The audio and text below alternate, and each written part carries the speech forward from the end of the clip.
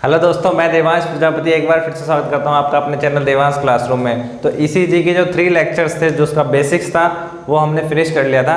और आज हम बात करेंगे वेव्स के बारे में और ईसीजी जो पेपर होता है उसके बारे में। उसमें जो ब्लॉक्स होते हैं उन ब्लॉक्स का क्या मतलब है, क्या उनकी टाइमिंग होती है, और ईसीजी में जो वेव्स होती हैं उनकी क्या टाइमिंग होती है, उनकी नॉर्मल टाइमिंग, उनमें कौन कौन सी वेव होंगी, उन वेव की कौन कौन सी नॉर्मल टाइमिंग होती हैं, क्या क्या उनके अंदर सेगमेंट्स होते हैं, क्या क्या उनके अंदर इंटरवल्स होते हैं, उसके बारे में हम आज पढ़ेंगे। ठीक है, क्योंकि उसके बारे में जब हम नॉर्मल उसकी टाइमिंग पता होगी तभी हम बाद में उसकी पैथोलॉजिकल कंडीशन को जान पाएंगे कि क्या, अगर जब हमें नॉर्मल किसी के बारे में पता होगा तभी उसके बारे में हमें एबनॉर्मल की जानकारी हमें तभी मिल पाएगी। ठीक है, तो हमने पढ़ लिया था सारा कंडक्शन और वेव किस तरीके से बन रही थी, वो भी हम पढ़ चुके थे। लास्ट लेक्चर में हमने ख़त्म कर लिया था।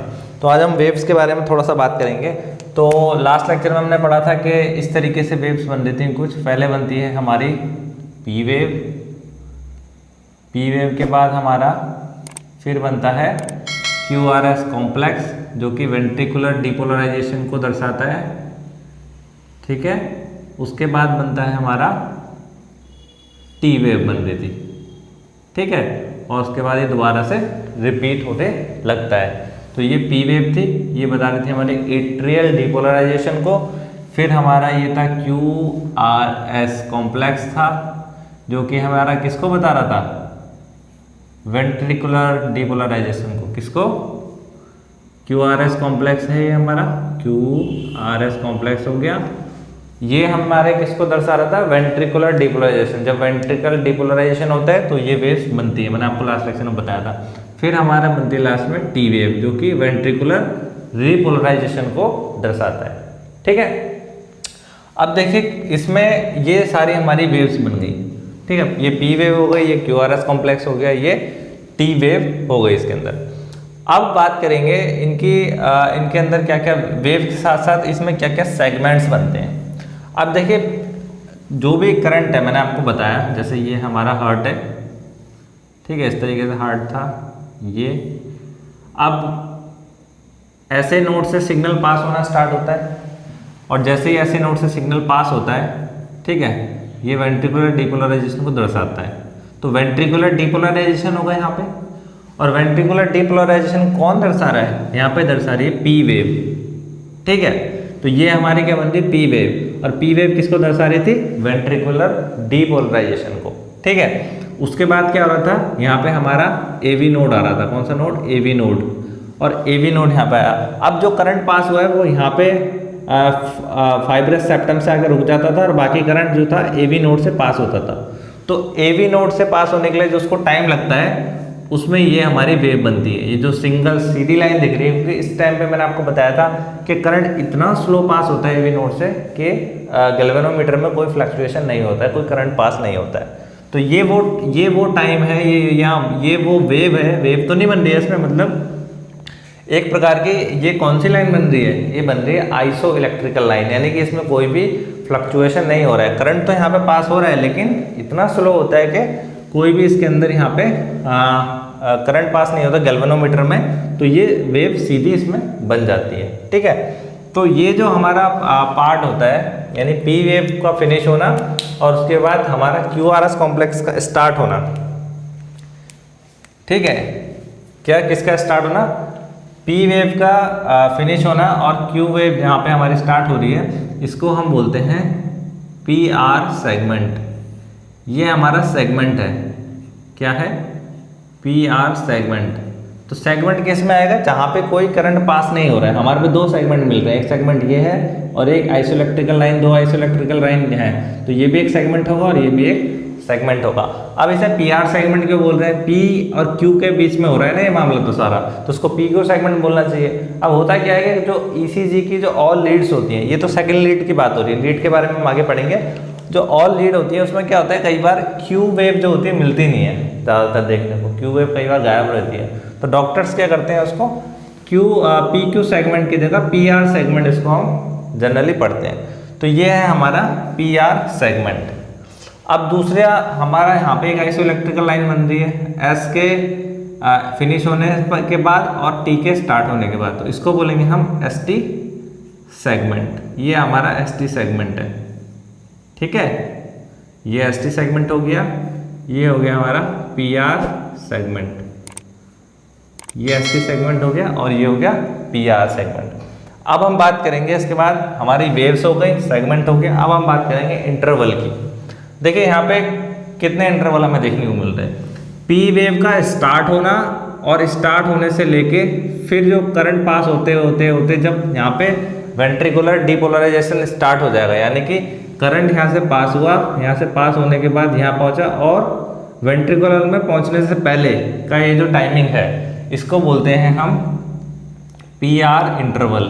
क्या हुआ ये हमारा P का स्टार्ट होना और यहाँ से फिनिश होना, इसको हम बोलेंगे PR इंटरवल। ये हमारा इंटरवल है, ठीक है। ये हो गया PR इंटरवल। एक इंटरवल हमें ये मिल गया। दूसरा हमें इंटरवल मिलेगा वो है हमारा QRS कॉम्प्लेक्स में, Q वेव का स्टार्ट होना और फिर S वेव पे यहाँ पे आके ख़त्म होना, इसको हम बोलेंगे QS। यहाँ पे क्या हो गया हमारा इंटरवल हो गया। अब इसको हम बोलेंगे, एक तो हमारे पे ये इंटरवल मिल गया, एक इंटरवल आप ले लेते हैं यहाँ पे Q वेव का स्टार्ट होना यहाँ से और ये फिनिश होगा हमारा कहाँ पे, Q का स्टार्ट होना यहाँ से और T वेव का फिनिश होना यहाँ तक। इस वेव का यहाँ से स्टार्ट हो गया और T, यानी कि ये किस चीज़ को बता रहा है, वेंट्रिकुलर का डीपोलराइज होना और उसके बाद रिपोलराइज होना, यानी कि पूरे वेंट्रिकुलर डीपोलराइज होने से लेके रिपोलराइजेशन की पूरी जो प्रक्रिया है उसको ये बता रहा है। तो इसको हम बोलेंगे Q से स्टार्ट हुआ T पे फिनिश हुआ, इसको हम बोलेंगे QT इंटरवल। ये हमारा हो गया QT इंटरवल, ठीक है। एक है हमारा QT इंटरवल, ठीक है। और एक हमारा है S वेव का फिनिश होना और T वेव का यहाँ पे फिनिश होना, तो ये हमारा हो जाएगा ST इंटरवल, S और T के बीच में, यहाँ से लेके ये एक ही लाइन बनेगी लगभग यहाँ से, ठीक है। ये हो गया हमारा ST इंटरवल, ठीक है। ये ST इंटरवल हो गया। तो हमने पढ़ा वेव के बारे में। वेव के बाद हमारा क्या हुआ, सेगमेंट जो आइसोइलेक्ट्रिकल लाइन है, उसके बाद हमने पढ़ा इंटरवल के बारे में। एक तो PR इंटरवल है, फिर हमारा कौन सा इंटरवल है, QT इंटरवल है, फिर हमारा ST इंटरवल है, ठीक है। इंटरवल में क्या आएगा, वेव स्टार्ट होने से लेके वेव फिनिश होने तक, जैसे यहाँ से स्टार्ट हुई और फिर दूसरी वेव जहाँ स्टार्ट हो रही है वहाँ तक, और यहाँ पे ये वेव फिनिश हुई और ये वेव यहाँ से लेके पूरा ये हमारा इंटरवल आ गया। अब इन इंटरवल की टाइमिंग क्या होती है, ठीक है। इसके बेस पे ही हम बाद में पैथोलॉजिकल कंडीशन जो हमारे ECG में हो रही है, यानी कि जब हमें इसकी नॉर्मल वैल्यू पता होगी कि कितने टाइमिंग में ये चीज़ें हो रही हैं, तो फिर हम ECG में देख के देखेंगे कि नॉर्मल है या नहीं है, ज़्यादा बड़ी हो गई है, ज़्यादा कम हो गई है, उससे हम पता करेंगे क्या हार्ट में क्या क्या प्रॉब्लम है। अब थोड़ा सा हम बात करते हैं ECG पेपर के बारे में। इस तरीके से ECG पेपर होता है हमारा, ठीक है। अब ECG पेपर में क्या होता है, दो तरीके के ब्लॉक होते हैं। एक होता है हमारा ये बड़ा ब्लॉक होता है, ठीक है, एक ये बड़ा बॉक्स हो गया हमारा, बिग हो गया, और एक होता है हमारा स्मॉल बॉक्स, इस तरीके से छोटा बॉक्स होता है। यानी ECG पेपर में कुछ बड़े बॉक्स होते हैं और उन बड़े बॉक्स के अंदर स्मॉल बॉक्स होते हैं। तो जो एक बड़ा बॉक्स होता है उसके अंदर लाइन से कितने बॉक्स होते हैं, 1 2 3 4 5, ठीक है। इस तरीके से लाइन से अगर आप देखें तो 1 2 3 4 5, यानी एक बिग बड़े बॉक्स के अंदर 5 छोटे बॉक्स होते हैं। ये बड़ा बॉक्स है, इसके अंदर कितने छोटे बॉक्स हैं, 5। और अगर इस तरीके से देखेंगे आप वर्टिकली तो इसमें भी 2 3 4 5, यानी 5 ऐसे 5 ऐसे 25 बॉक्स होते हैं, ठीक है। और इसके अंदर ये जो एक बड़ा बॉक्स होता है, ये एक बड़ा बॉक्स कितना टाइम का होता है, यानी कि 0 पॉइंट, मैं आपको बता देता हूँ। जो ECG का पेपर है ये मशीन के अंदर इस तरीके से चल रहा होता है, मतलब इस तरीके से ये जो रोल होता है उसका आगे की ओर बढ़ रहा होता है मशीन के अंदर, और जो इसकी स्पीड होती है वो स्पीड होती है इसकी स्पीड होती है 300 बड़े बॉक्स जो होगा इसमें बिग वाले बॉक्स हो गए 300 बॉक्स पर मिनट, ठीक है। यानी कि 1 मिनट के अंदर अंदर उस रोल में से 300 ये वाले बड़े वाले बॉक्स जो है वो पास आउट हो जाते हैं। इसका मतलब क्या हुआ, जो बॉक्स हैं बड़े वाले वो पास हो रहे हैं कितने, 1 मिनट में, ठीक है, 1 मिनट में पास हो रहे हैं उस मशीन के अंदर से, यानी कि 300 बॉक्स इक्वल्स टू हो गया हमारा 60 सेकेंड हो गया, ठीक है। और अगर हम किसकी बात करें, अगर हम बात करें 1 सेकेंड की, ठीक है, 1 सेकेंड की अगर हम बात करेंगे 300/60 हो जाएगा यहाँ पे, ठीक है, यानी कि 1 सेकेंड के अंदर 5 क्या है, 5 क्या है, बड़े बॉक्स इसमें से पास हो रहे हैं, किसमें से, बड़े बॉक्स, बिग बॉक्स हो गए इसमें से, यानी 1 सेकेंड में 5 बड़े बॉक्स इसमें से पास हो जाते हैं, ठीक है। 5 बड़े बॉक्स 1 सेकेंड में पास हो रहे हैं, यानी कि फिर अगर मैं निकालूं कि एक बॉक्स की टाइमिंग क्या होगी, तो 5 ठीक है, अगर आप एक बॉक्स की अगर आप टाइमिंग निकालने की कोशिश करेंगे तो लगभग कितनी आएगी, ये आएगा 1/5, तो लगभग ये आएगा 0.2 सेकेंड, यानी कि एक बड़े बॉक्स की टाइमिंग कितनी हो गई, 0.2 सेकेंड, यानी कि 0.2 सेकेंड में क्या हो रहा है हमारा, ये एक बड़े बॉक्स की टाइमिंग है, यानी एक बड़ा बॉक्स जो है मशीन के अंदर से 0.2 सेकेंड में पास हो रहा है, ठीक है। तो एक बड़े बॉक्स की टाइमिंग हो गई 0.2 सेकेंड, तो और इस बड़े बॉक्स के अंदर 5 छोटे बॉक्स हैं, तो अगर हम एक छोटे बॉक्स की निकालें टाइमिंग तो कितना हो जाएगा, 0.2 अपॉन कितना 5, तो ये लगभग आ जाएगा हमारा 0.04 सेकेंड, यानी कि एक छोटे बॉक्स की टाइमिंग कितनी हो जाएगी, 0.04 सेकेंड। एक बड़े बॉक्स की टाइमिंग है 0.2 सेकेंड, ये बहुत याद रखने वाली बात है कि एक बड़े बॉक्स की टाइमिंग होगी 0.2 सेकेंड और एक छोटे बॉक्स की टाइमिंग क्या होगी, वो होगी 0.04 सेकेंड, यानी कि 0.04 सेकेंड में एक बॉक्स पास होता है मशीन के अंदर से, ठीक है।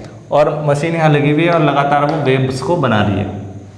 अब देखिए अब क्या होता है, जो पी वेव हमारी बनती है, पी वेव को बनने में जो नॉर्मली टाइम लगता है वो हमारा टाइम लगता है, ये टाइम लगाती है पी वेव बनने में, यहाँ पे लगभग टाइम लगता है इसमें 2.5 स्मॉल बॉक्स, मतलब 2 और ये आधा, यानी कि 2.5 बॉक्स इसके अंदर, 2.5 बॉक्स इसके अंदर पी वेव बनने में लग जाते हैं नॉर्मली। जब पी वेव बनेगी, यहाँ से स्टार्ट हो रही है, ठीक है, पी वेव, तो जब पी वेव बनेगी तो कितना टाइम लग रहा है पी वेव को बनने में, पी वेव को बनने में लग रहा है 2.5 बॉक्स, आप यहाँ देख रहे हैं 2.5 स्मॉल बॉक्स जो है उस पी वेव को बनने में लग रहा है, ठीक है। तो इसका मतलब मैंने अभी आपको बताया कि एक बॉक्स की टाइमिंग कितनी है स्मॉल बॉक्स की, एक स्मॉल बॉक्स की टाइमिंग है 0.04 सेकेंड और एक बड़े बॉक्स की टाइमिंग है 0.2 सेकेंड, और एक पी वेव को क्रॉस करने में कितना टाइम लग रहा है, पी वेव को क्रॉस करने में लग रहा है 2.5 हमारा बॉक्स लग रहे हैं स्मॉल वाले, तो क्या हो जाएगा 0.04 इंटू 2.5, तो कितना हो जाएगा लगभग ये 0.1 सेकेंड। तो हमारी पी वेव की जो टाइमिंग अगर मैं निकालूं तो पी वेव की टाइमिंग कितनी आ जाएगी हमारी, पी वेव को क्रॉस करने में कितना टाइम लग रहा है, पी वेव हमारी हो गई कितनी 0.1 सेकेंड की, यानी कि और पी वेव किसको दर्शा रहा है, वेंट्रिकुलर डीपोलराइजेशन को। तो वेंट्रिकुलर डीपोलराइजेशन में कितना टाइम लगता है, 0.1 सेकेंड का टाइम लगता है, ठीक है। मैंने आपको ऐसे बताया था ना, ये इस तरीके से है, ये हमारा हार्ट है, ये हमारा ऐसे नोड है, ठीक है, और ऐसे नोड से करंट पास हुआ पूरे वेंट्रिकल में, तो पूरे वेंट्रिकल में डीपोलराइजेशन होने में कितना टाइम लग रहा है, 0.1 सेकेंड।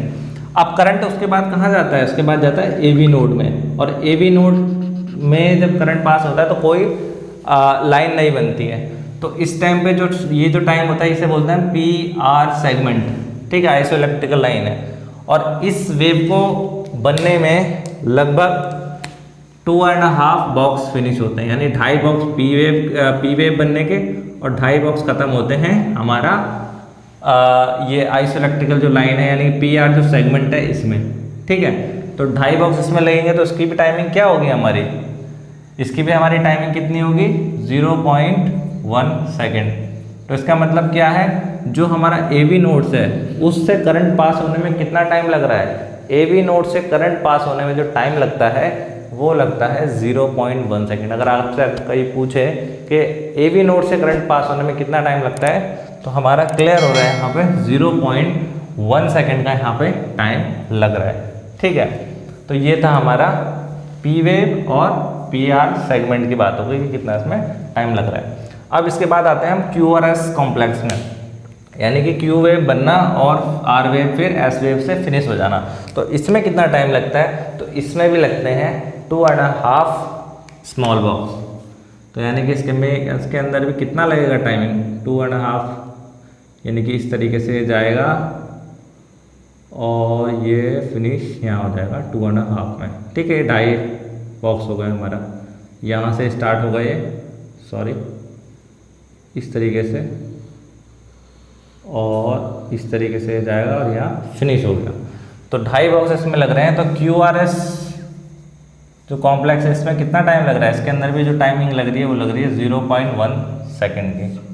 ठीक है, तो इसमें जो टाइमिंग लग रही है वो लग रही है हमारी 0.1 सेकेंड की।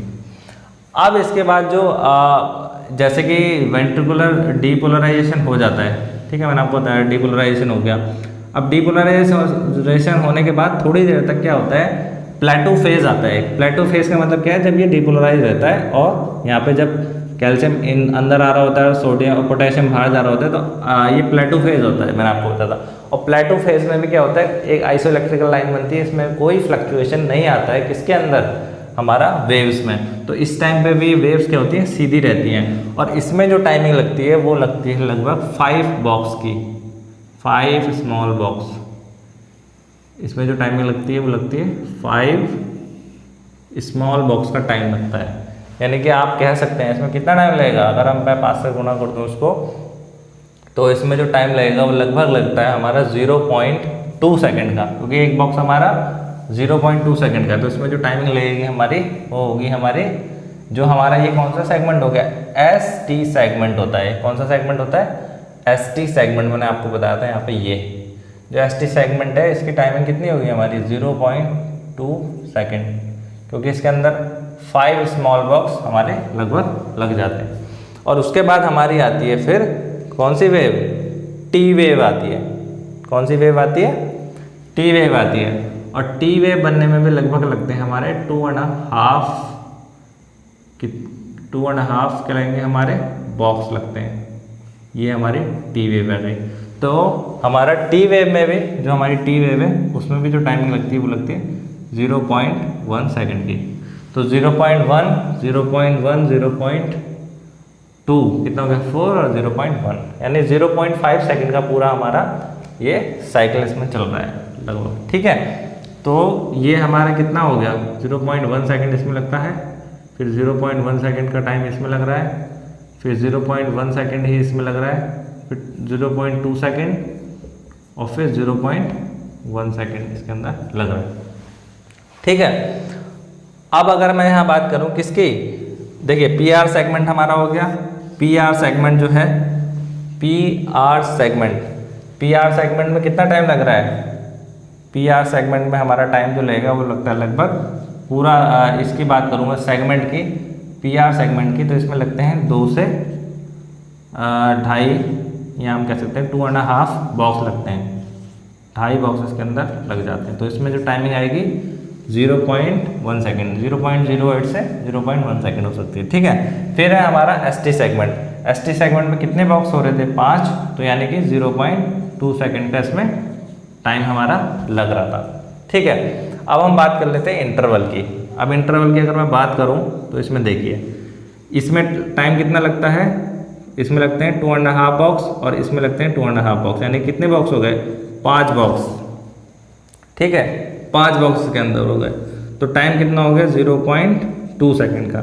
जनरली 3 से 5 के बीच में रहता है, यानी कि 3 से 5 बॉक्स के बीच में फिनिश हो जाना चाहिए। अगर नहीं हो रहा है, डिले हो रहा है, तो इसका मतलब कहीं ना कहीं हार्ट ब्लॉक है या जो भी पैथोलॉजी है, आज मैं आपको आगे बताऊंगा। हार्ट ब्लॉक वाली कंडीशन इसमें आती है, ये टाइमिंग बढ़नी नहीं चाहिए। ठीक है, जो नॉर्मल टाइमिंग है यही रहनी चाहिए। फिर इसके बाद हमारा QT सेगमेंट है। अब इसमें टाइम कितना लग रहा था यहाँ से यहाँ तक का 2.5 यानी 2.5 स्क्वायर लग रहे थे, और यहाँ से यहाँ तक लग रहे थे हमारे 5 स्क्वायर, और इसमें लग रहे थे 2.5, यानी कितने स्क्वायर हो गए हमारे 10 स्क्वायर इसमें लग गए, यानी कि 10 से लेकर लगभग 11 स्क्वायर होते हैं, यानी कि 0 कितना टाइम हो गया हमारा, एक 5 स्क्वायर के होते हैं इसमें 0.2 प्लस 0.2 इक्वल टू 0.4 सेकेंड, या फिर 11 स्क्वायर हो जाते हैं तो 0.44 सेकेंड, अगर स्मॉल 11 बॉक्सेस इसके अंदर जाते हैं। तो ये इसकी नॉर्मल मैंने आपको बता दिया, ये इंटरवल हो गए, नॉर्मल इंटरवल हो गए, नॉर्मल सेगमेंट हो गए, और वेव हो गई। इसमें कितनी नॉर्मल टाइमिंग लगती है इसके बारे में आज हमने जान लिया है। और इसी के बेस पे जब आपको ये चीज़ें क्लियर होंगी, ये चीज़ें पता होंगी, और इन टाइमिंग और सेगमेंट को आपको याद रखना होगा, जब आपको ये याद होगा कि ये नॉर्मल कितना होता है, तभी आप आगे ये चीज़ें देख के बता सकते हैं कि जब ये नॉर्मल है तो क्या अब नॉर्मल है। यदि पी आर इंटरवल जो है हमारा 0 पॉइंट कितना है, पी आर इंटरवल अगर हमारा 0.2 सेकंड का है, और अगर ये इससे ज़्यादा हो रहा है, यानी 5 बॉक्सेस के अंदर आने चाहिए, तो 5 बॉक्स से ज़्यादा अगर ये खिंच जाती, मान लीजिए ये नॉर्मल है और पी वेव आपका ये इस तरीके से जा रहा है, बड़ा हो गया, जितना होना चाहिए उससे ज़्यादा हो गया, तो ये एक पैथोलॉजिकल कंडीशन होती है जिसमें बोलते हैं हम हार्ड ब्लॉक की कंडीशन। इसी तरीके से सारी वेव में किस तरीके से ये आगे पीछे हो रही है, सेगमेंट बढ़ रहे हैं, घट रहे हैं, ठीक है, इससे हम आगे पता लगाएंगे कि पेशेंट को क्या प्रॉब्लम आ रही है, ठीक है। तो ये जो टाइमिंग्स मैंने आपको बताई, ये जो चीज़ें बताई हैं, इसको आप बहुत अच्छे से याद रखिएगा, और आगे आपको ये चीज़ें देखने में ये मदद करेगा, ठीक है। और अगर आपको ये वीडियो में कोई प्रॉब्लम हो, कोई डाउट हो, तो आप कमेंट कर सकते हैं, ठीक है। वीडियो पसंद आ रही है तो उसको आप लाइक कर सकें और शेयर करें, ठीक है। और अगर चैनल पर नए हैं, पहली बार वीडियोस देख रहे हैं, तो पुरानी वीडियोस को भी देखें, इसके जो पहले पार्ट्स हैं, और चैनल को सब्सक्राइब करना ना भूलें। तो थैंक यू वेरी मच।